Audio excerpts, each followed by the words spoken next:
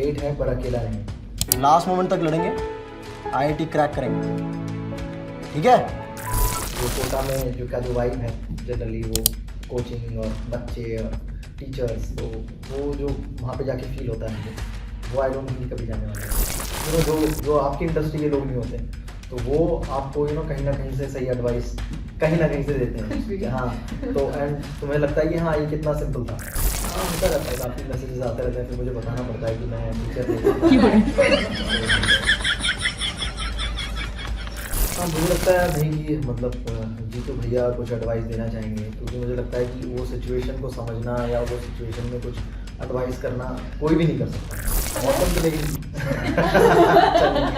नहीं पता है, दिल्ली के अंदर फ्रॉम 1 महीने से आज अच्छा मौसम है। ओह, सब मुझे ऐसे तो हालत खराब हो रही है। हमारी लड़कियों को भी जीतू भैया तो कैसा लगता है? वो कैरेक्टर को प्यार मिलता है, तो जब पर्सनली कोई भी बात करता है तो वो जीतू भैया नहीं बोलता, जीतू ही बोलता है। तो मैं जीतू बोलूंगी, भैया नहीं बोलूंगी। ओके, तो ये है कोटा के बेस्ट टीचर जीतू भैया। हाँ या ना कुछ बोल भाई। मुझे रियल लाइफ में मेरे जीतू भैया मिले हो या ना मिले हो, बट आज दिल्ली के इतने अच्छे मौसम में मुझे रियल लाइफ जीतू भैया मिल गए हैं। तो hi guys, welcome to Filmibeat. I am Aanchal Sanoria and मेरे साथ आज हैं जितेंद्र कुमार यानी कि जीतू भैया, जिन्हें आई डोंट थिंक सो कोई इंट्रोडक्शन की जरूरत है। थैंक यू सो मच यार। थैंक यू सो मच हमें टाइम देने के लिए। फर्स्ट ऑफ ऑल कैसा लग रहा है? मौसम तो लेकिन नहीं पता है, दिल्ली के अंदर फ्रॉम 1 महीने से आज अच्छा मौसम है। ओह, सब मुझे ऐसे तो हालत खराब हो रही है। हमारे लिए थोड़ा सा बेटर है क्योंकि हम उसके आदी हो चुके हैं। तो सबसे पहले कैसा लग रहा है दिल्ली में आके? हाँ, गर्मी है, लेकिन दिल्ली में आके तो हमेशा अच्छा लगता है। अच्छा शहर है, पर हाँ गर्मी ज्यादा है इस बार। है ना, बहुत ज्यादा यार इस बार तो। सबसे पहले अगर मैं बात पर्सनली आई लव जीतू भैया, तो Thank you. अच्छा लगता है आपको जब आपको कोई जीतू भैया बोलता है? कैसा लगता है? नहीं, आई थिंक मतलब वो कैरेक्टर पॉपुलर हुआ है और उसको उतना प्यार मिल रहा है, अप्रिशिएशन मिल रहा है, तो अच्छा ही लगता है। क्योंकि कहीं ना कहीं एज एन एक्टर तुम वही करने आए थे कि तुम्हारे कैरेक्टर्स लोगों तक पहुँचे, और जो कैरेक्टर्स के थ्रू तुम कहना चाहते हो कहानियाँ, वो वो लोगों तक पहुँचे, लोगों का प्यार मिले, तो वो हो रहा है जीतू भैया के साथ एंड जीतू भैया की कहानी के साथ, तो अच्छा ही लगता है। लड़कियां बोलती हैं जीतू भैया, तो कैसा लगता है आई यार? थिंक वो कैरेक्टर को प्यार मिल रहा है, सो जब पर्सनली कोई भी बात करता है तो वो जीतू भैया नहीं बोलता, जीतू ही बोलता है। तो मैं मैंने जीतू बोलूंगी, भैया नहीं बोलूंगी। ओके, तो first of all how do you see your transition from IIT to OTT? क्या क्या रहा ये सफर? काफ़ी आई थिंक 10 साल हो गए मुझे आईआईटी से निकले हुए। 10-12 साल की जर्नी है, काफ़ी इंटरेस्टिंग है। मतलब बहुत सारी चीज़ें ट्राई की, इंजीनियरिंग में जॉब भी लिया, ठीक है, और इस फील्ड में भी शुरुआत में अलग अलग तरह की जॉब करने की कोशिश की, तो पूरा जर्नी काफ़ी अच्छा रहा। लेकिन सबसे ज़्यादा मज़ा एक्टिंग में आया, और एक्टर बन पाया। लोगों, मेरे जितने भी कैरेक्टर्स हैं, स्टोरीज़ हैं, या जितनी भी मेरे शोज़ और मूवीज़ हैं, वो लोगों तक पहुंची और लोगों ने बहुत प्यार किया। तो कमाल की जर्नी रही है। ऑफ कोर्स मतलब एक कोशिश थी, स्ट्रगल था, जिसमें बहुत कुछ सीखने को मिला, और वो सारी चीज़ें मैं अप्लाई कर पाया अपनी लाइफ टाइम में, जो कि 10 साल का है, तो काफ़ी अच्छा रहा। कैसा लगता है जब मतलब दो आपके इतने वंडरफुल शोज, दोनों के 3 सीजन आ चुके हैं, कहाँ तो आपने इतने साल इंतजार करवाया कोटा फैक्ट्री और पंचायत के लिए, और अब 1 महीने में दोनों को रिलीज कर दिया, तो ये प्यार जो सबसे मिलता है, ये जिस तरह से आपको इस सीरीज के अंदर और फिर ओटीटी के अंदर, आपको लगा था कि आप इस तरह से अपना एक मुकाम बना पाएंगे? क्योंकि तब तक तो आई थिंक जब आपने सोचा होगा, OTT was not a thing. 10 साल पहले आप बता रहे हैं। हाँ, तब तो सिर्फ फिल्म्स ही हुआ करती थी, Yeah. तो फिल्म्स करने ही, अगर एक्टर बनना है तो फिल्म्स ही एक ऑप्शन था कि फिल्म्स में ही काम करना है, और उसी सोच के साथ आए थे। और अभी भी है कि हाँ, तो फिल्म्स में और आगे काम करना है, और बहुत सारे कैरेक्टर स्टोरीज हैं जो बताना बाकी हैं, तो वो मैं कहना चाहता हूँ। बट ऑफ कोर्स ओटीटी ने काफ़ी हेल्प किया। आई थिंक बहुत सारे यंग राइटर्स, डायरेक्टर्स और एक्टर्स, सबके लिए बहुत सारी अपॉर्चुनिटीज़ क्रिएट की है ओटीटी ने, और तुम एक्सपेरिमेंट कर सकते हो। सो मिडवे ही कहीं आया जर्नी के OTT, and I think I am lucky कि मैं इस जनरेशन का पार्ट हूँ। अदरवाइज मुझे लगता है कि हाँ, थोड़ा सा अलग जर्नी होती, बट ओटीटी ने काफ़ी हेल्प किया। जिस तरह के कैरेक्टर्स मैं परफॉर्म करना चाहता हूँ या पोर्ट्रे करना चाहता हूँ, उस तरह के कैरेक्टर्स मेरी लाइफ में आए बिकॉज ऑफ ओटीटी। तो ऐसे ही कैरेक्टर्स करने का पहले से सोचा हुआ था, लाइक सचिव जी, जीतू भैया? नहीं, पहले से तो खैर कोई सोच के नहीं था। पहले तो सिर्फ यही था कि हाँ, काम करना है, काम एक्टिंग करना है। कैरेक्टर्स तो आए, और अच्छे लगे तो कि ऐसा है। ओके, तो जीतू भैया, एंड हुज योर जीतू भैया इन योर लाइफ? कोई रहा होगा ऐसा? बहुत सारे लोग हैं, बहुत सारे लोग लाइफ में आए हैं जिन्होंने समय समय पे मेंटोर किया है, और आई थिंक मेरे लिए बहुत ज़रूरी था। आई थिंक मैं बहुत खुद के कॉल्स लेना या खुद के डिसीजन लेने में थोड़ा सा लेज़ी हूँ, तो अगर वो मेंटोर्स नहीं होते तो मैं शायद यहाँ तक नहीं पहुँचता। तो काफ़ी सारे through out the life time बहुत सारे मेंटोर्स मिले जिन्होंने काफ़ी हैं। बट स्टिल कोई अगर आप एक नाम लेना चाहें? एक नाम नहीं ले सकता क्योंकि बहुत सारे लोग हैं, बहुत सारे लोग हैं जिन्होंने थ्रू आउट सपोर्ट किया, मेंटोर किया, लाइफ की अलग अलग सिचुएशन में एडवाइस किया, सजेशन दिए। तो मतलब वो कोई एक नाम नहीं है, बहुत सारे लोग। तीनों सीजन्स में आपने बहुत सारी ऐसी लाइफ के लिए ऐसी एडवाइजेस दी हैं जो पर्सनली लोगों को बहुत ज़्यादा कनेक्ट कर गई हैं, और अगर मैं आपकी बात करूँ कि वो आपने खुद दिखाई नहीं है पर्दे पे, तो उनमें से कोई ऐसी एडवाइस जो आपने एज जीतू भैया स्क्रीन पर बोले but you still apply in your real life? I think उसमें एक लाइन है जो वो वैभव को बोलता है कि तू लेट है पर अकेला नहीं। तो आई थिंक वो जनरली हम सब लोग कहीं ना कहीं पहुंचने में लेट हैं, और मुझे लगता है कि आप अकेला भी फील करते हैं। तो वो लाइन बड़ी इंटरेस्टिंग है, और वो फील करा वो थोड़ा सा मोटिवेट करती है कि अगर तुम कहीं थोड़े टाइम बाद भी पहुंचे हो तो इट्स फाइन, तुम अकेले नहीं हो, तुम्हारे साथ लोग हैं, तुम आगे बढ़ थोड़ा सकते सा हो। लेट। हाँ, अगर यहाँ पर, क्योंकि आपने आईआईटी किया है एंड वो पूरा जो एक स्ट्रगल रहता है एक स्टूडेंट का, वो आपने पूरा जिया है पर्दे पर भी और रियल लाइफ में भी आप जिस तरह से रहे हो, तो एक कोई ऐसी चीज जो रियल में आज भी बच्चे फेस कर रहे हैं और वो चीज उनको बहुत प्रॉब्लम देती है उनकी पूरी उस जर्नी में, उस स्ट्रगल में, वो एक चीज जो उनके लिए एक हर्डल बन जाती है?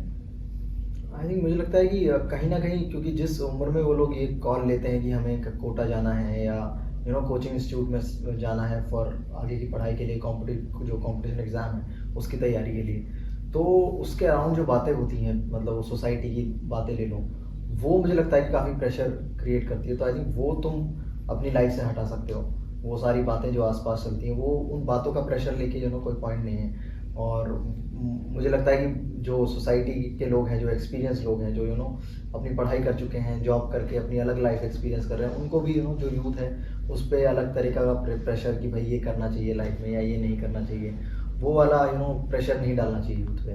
तो मतलब अगर तुम यूथ हो तो मुझे लगता है कि तुम्हें इन सब चीज़ों से बचना चाहिए, और प्रेशर लेने वाली बात नहीं है। मुझे लगता है कि सिर्फ तुम्हें बिकॉज वैसा नहीं है कि मतलब इट्स नॉट कि तुम मेहनत करोगे तो तुम्हारा सिलेक्शन हो ही जाएगा, इट्स नॉट लाइक दैट, क्योंकि कुछ लोग होंगे जो मेहनत भी करेंगे पर उनका फिर भी सिलेक्शन नहीं होगा, क्योंकि नंबर ऑफ सीट्स बड़ी कम है, ठीक है, वो लिमिटेड सीट्स हैं। और हो सकता है कि तुमने इक्वली मेहनत की हो और एक नंबर या इक्वल नंबर पे भी तुम अगर तुमसे कोई आगे निकल गया तो निकल गया। सो आई थिंक वो सीट्स का बड़ा गेम है, मतलब नंबर 1 कोई एक ही आ सकता है। तो अगर जो नंबर 2 है उसको डिसहार्टन नहीं होना चाहिए कि उसने उसको अपने ऊपर नहीं लेना चाहिए कि मैंने मेहनत नहीं की या इसलिए मैं नंबर 2 आ गया। तो वो प्रेशर का, वो अनवांटेड प्रेशर है। तुम सिर्फ तुम्हारा काम है कि कॉन्सेप्ट समझना, पढ़ाई समझना, नॉलेज बढ़ाना, एंड ऑफ कोर्स वो चीज़ें अप्लाई करना इन रियल लाइफ। तो यही तुम्हारा काम है। तुम्हारा काम पढ़ाई में नंबर 1 आना या कहीं सीट ले लेना ये नहीं। लाइफ बहुत बड़ी है और बहुत सारी अपॉर्चुनिटीज़ आती हैं जहाँ पे तुम अपना टैलेंट दिखाओगे, अपनी नॉलेज अप्लाई करोगे, तो वो बहुत सारी अपॉर्चुनिटीज़ आती हैं। तो और उन अपॉर्चुनिटीज़ का आई थिंक सबको कहीं ना कहीं वेट करना पड़ता है। जो टॉप 1 भी आएगा, मतलब जो जिसकी रैंक 1 भी आएगी, उसको भी वेट करना पड़ेगा अपनी अपॉर्चुनिटी के लिए, जहाँ पे वो अपने स्किल्स, अपना टैलेंट अप्लाई करेगा। तो प्रेशर के बिना पढ़ना चाहिए या प्रेशर के बिना कोई काम करना चाहिए। इसीलिए सीजन 3 में आपने वो लाइन भी काफी सही कही है कि जीत तैयारी, क्या था वो? तैयारी ही जीत है, आई थिंक। एग्जैक्टली, तैयारी ही जीत है। जो भी तैयारी कर रहा है आई थिंक वो सभी हाँ, जीत रहे हैं। क्योंकि ये चीज ना मैंने अपने घर में काफी क्लोजली देखी है। My brother used to like study for government exams, तो मैंने उनको देखा है जब वो नहीं होता था ना तो वो बड़े हो जाते हैं। आई थिंक तब तक जीतू भैया नहीं थे जिनकी हम ये लाइन बोल पाते कि तैयारी ही जीत है, तो वो लेट हो गया। तो अगर यहाँ पर अभी एक और, जैसे रिसेंटली उसके अंदर आपने ना सीरीज में बात की है पॉलिसीज की तरफ आप रुक करेंगे, तो अभी जो रिसेंटली जो चल रहा है नीट का, उसमें एग्जाम पेपर लीक हो जाना, बच्चे की पूरे सालों की मेहनत, साल की नहीं सालों की मेहनत वो एक तरीके से काफी पानी हो जाती है। तो what's your take on this, what is your reaction, क्या ये इस पर कुछ कहना चाहेंगे? आई थिंक ये काफ़ी थोड़ा सैड इंसिडेंट है कि ऐसा हुआ, एंड ऑफ कोर्स मतलब वो सारी चीज़ें, क्योंकि तुम बहुत टाइम से मेहनत कर रहे हो, लगे हुए हो, ठीक है, और फिर ऐसा कोई इंसिडेंट हो जाए तो दोबारा वो चीज़ करना, तो उनका हाँ शुरू से शुरू करना, and you are always mentally prepared, so सारा मेंटल गेम ही है। तुम प्रिपेयर्ड हो कि अब आज एग्जाम है तो मुझे इससे पहले तैयारी करनी है, फिर वो वापस से सारी चीज़ें लेना, तो आई थिंक इट्स बहुत ही अनलकी, बहुत ही सैड बोल लो, वो वाला काफ़ी अनफॉर्चुनेट इंसिडेंट हुआ। बट मतलब कुछ चीज़ें होती हैं उसके किसी के हाथ में नहीं होती शायद, मतलब मुझे ऐसा लगता है कि ऑफ कोर्स चीज़ें बेटर हैंडल हो सकती हैं, बट कहाँ कौन सी क्या गलती हुई मतलब वो मैं कमेंट नहीं कर पाऊँगा, बट काफ़ी अनफॉर्चुनेट है। एंड अगर मैं स्टूडेंट होता तो काफ़ी सैड हो सकता था, बट मैं यही बोलूँगा कि मतलब ऐसी चीज़ों पे आई थिंक किसी का इट्स जस्ट गॉड्स फेथ कि कुछ कर नहीं पाएंगे। सो वापस से अपन कर सकते हैं मेहनत, बाकी सारी चीज़ें अपनी रेडी हैं, सो एक बार फिर शायद देना पड़ेगा एग्ज़ाम, तो इट्स फाइन, मतलब मेहनत की है तो शायद उसका फल बेटर ही होगा। ओके, कोटा की अगर मैं एक मेमोरी आपसे पूछूं, 3 सीजन आपने कोटा में शूट किए हैं, तो उसके ऑब्वियसली कुछ ना ऐसी मेमोरी रही होगी जो आप कभी नहीं भुला सकते, अपने साथ हमेशा रखना चाहते हो। आई थिंक कोटा बहुत ही यूनिक सिटी है, और जो उसका पूरा माहौल है वो कभी जाता नहीं, क्योंकि मैं वहाँ पे रहा हूँ, वो मतलब वो पूरा कोचिंग इंस्टीट्यूट वाला पूरा माहौल के बीच में मैं रहा हूँ, मैंने वो जो बच्चों का सैलाब निकलता है, छुट्टी होती है, वो एक समुंदर बनता है, वो एक जो भी वो यूनिफॉर्म में रहते हैं, तो सो उनके बीच में मैं रहा हूँ, सो वो बड़ी बड़ी अतरंगी सी फीलिंग है, तो वो जब भी मैं दोबारा शूट करने के लिए आता हूँ तो वो फीलिंग वापस आ जाती है, और मुझे लगता है कि वो फीलिंग कभी जाएगी नहीं, एंड वो ऐसी फीलिंग है कि हाँ मैं चाहूँगा भी नहीं कि वो कभी जाए। तो जो कोटा में जो वाइब है जनरली, वो कोचिंग और बच्चे और टीचर्स, तो वो जो वहाँ पे जाके फील होता है मुझे, वो आई डोंट थिंक कि कभी जाने वाली है। Now you are completely switch to acting career, तो यहाँ पर जब कभी आप किसी चीज़ को लेके डिलेमा में होते होंगे, या जब कभी आप किसी चीज़ को लेके क्वेश्चन में रहते होंगे, तो कोई ऐसी उस टाइम पे आपको कौन जीतू भैया बनता है? आप अपने खुद के, आप उस टाइम पे अपने साथ वो रख सकते हैं, फिर कोई आपको ऐसा चाहिए होता है? नहीं, ऑफ कोर्स यही होता है, तो कोई दोस्त के सामने मैं अपनी सिचुएशन शेयर करूँगा कि ऐसी सिचुएशन है, अभी मैं कैसे आगे बढ़ूँ। ऑफ कोर्स जो आपकी इंडस्ट्री के लोग नहीं होते, तो वो आपको कहीं ना कहीं से सही एडवाइस कहीं ना कहीं से देते हैं। हाँ, तो एंड तुम्हें लगता है कि हाँ ये कितना सिंपल था, ये मैं क्योंकि वो तुम्हें एकदम ही out of the box perspective देते हैं, जो क्योंकि वो लोग वो फेस नहीं कर रहे होते हैं। ऐसे ही अगर उनकी इंडस्ट्री में अगर वो अपने काम में कुछ सिचुएशन फेस कर रहे होते हैं, तो अगर वो मेरे साथ शेयर करते हैं, तो अचानक से मैं उनकी इंडस्ट्री का भी पार्ट नहीं हूँ, तो कुछ सजेशन मेरे यहाँ से चल जाते हैं, तो वो काफ़ी हेल्प करता है। तो मेरे ऐसे काफ़ी सारे दोस्त हैं जो इस इंडस्ट्री का पार्ट नहीं है, तो मैं उनके साथ शेयर करता हूँ, तो कई बार ऐसी एडवाइस मिल जाती है, ऐसा सजेशन मिल जाता है जो कि काफ़ी हेल्प कर जाता है, तो उसी टाइम पे वही मेंटर हो जाता है, वही मेरा जीतू भैया हो जाता है। बट हाँ, mainly I look for friend support in situations. Okay, तो ऑब्वियसली जीतू भैया से अलग एक और सचिन जी का कैरेक्टर है आपको, और अगर आप बैठे हैं तो मेरे को पूछना पड़ेगा कि वो जो सचिन जी थे, पंचायत 4 ऑब्वियसली आएगा, तो उसमें आगे क्या कहानी, क्या कुछ हिंट दे सकते हो आप हमारी ऑडियंस को? कुछ नहीं दे सकते? बिल्कुल भी नहीं। मेरे पास हिंट्स है भी नहीं, और वो तो भी मैं नहीं देता, मतलब मेरा पॉइंट क्या रहेगा, अगर मैं कहानी बता दूंगा, पूछ लेते क्या पता कुछ मिल जाए। नहीं, मैं कहानी बता दूंगा तो मजा क्या आएगा? कहानी नहीं, कुछ भी, मतलब कोई hint in the sense I don't think कि मेरे पास कोई हिंट है। चलो यही बता दो कब तक आ जाएगी, कब देखेंगे, उसके लिए तो हमें सालों इंतजार नहीं करना पड़ेगा। नहीं, वो सालों इंतजार करते हैं तो ही उसका फल होता है, वो बनने में टाइम लगता है, राइटर्स टेक्स टाइम, जो भी चीज़ है तभी वो इतनी अच्छी बन के आती है, वो मेहनत है, वो राइटिंग पूरा, तो उसमें मुझे लगता है कि टाइम लगता है और लगना चाहिए। सो जितना भी जल्दी हो सकेगा हम ट्राई करेंगे, और जल्दी। I want to let you know कि other than सचिव जी and जीतू भैया, I also like you in जादूगर and राइडिंग। तो वो बहुत, मतलब जो लोग ना, मतलब सचिव जी एंड वो तो सबको वो है, बट मन गया यार वो भी है एक। हम जैसे यूजुअली बात करते हैं मेरे फ्रेंड में, मैंने कल भी बताया कि मैं ना जीतू भैया, क्योंकि मैंने बोला कि तूने जादूगर देखा है, मैं उनका इंटरव्यू करने जा रही हूँ, और मैंने ऐसे किया सचिव जी, अच्छा सचिव जी तो वो वाला। ये आपको रियल लाइफ में कभी ऐसा कोई फैन मूवमेंट रहा है कि अरे वो वैसे कोई ऐसा हो रहा हो, बट सचिव जी और उनसे काफी लोग आपको बड़ा हो गए? हाँ, मुझे लगता है कि पंचायत जिस तरह की कहानी है वो बहुत ज़्यादा लोगों तक पहुँची है। हाँ। और कोटा फैक्ट्री जिस तरह का शो है वो काफ़ी लोगों तक पहुँचा है, तो वो और वो अपने आप होता है, वो नेचुरली होता है, मतलब उसमें यू कैन नॉट तुम उसको इन्फोर्स नहीं कर सकते कि तुम मुझे ऐसा चीज़ क्यों बुला रहे हो या इसी से क्यों पॉपुलर हो, उसमें तुम कुछ बुरा भी नहीं कर लगता सकते। ना? नहीं बिल्कुल भी नहीं, वो बहुत कुछ भी प्रेडिक्ट नहीं कर सकते हो तुम कि कौन सी चीज़ पॉपुलर होने वाली है, कौन सी चीज़ लोगों तक पहुंचने वाली है। वो as film makers, as an actor, जो भी तुम काम कर रहे हो, तुम नहीं पहले से सोच के नहीं बैठ सकते कि यार ये तो लोगों तक पहुंचेगा, और वो हुआ इन शोज के साथ। रियल लाइफ में भी हो तो रियल में जीतू भैया सोच के आपसे एडवाइस ले रहा है कि हाँ भाई कौन कर रहा है। हाँ होता रहता है, काफ़ी मैसेजेस आते रहते हैं, फिर मुझे बताना पड़ता है कि मैं टीचर नहीं Actor हूँ। हूँ। ओके तो लास्टली इस इंटरव्यू को खत्म करते हैं क्योंकि मैं बात करती रहूंगी आपसे अगर ये नहीं कोई बोलेगा। तो लास्टली एज जीतू भैया एक एडवाइस जो आप यूथ को और हर उस इंसान को जो कहीं ना कहीं अपनी एक जंग अपनी एक अलग ही वो कर रहा है, उसके लिए एज जीतू भैया को एडवाइस देना चाहें तो?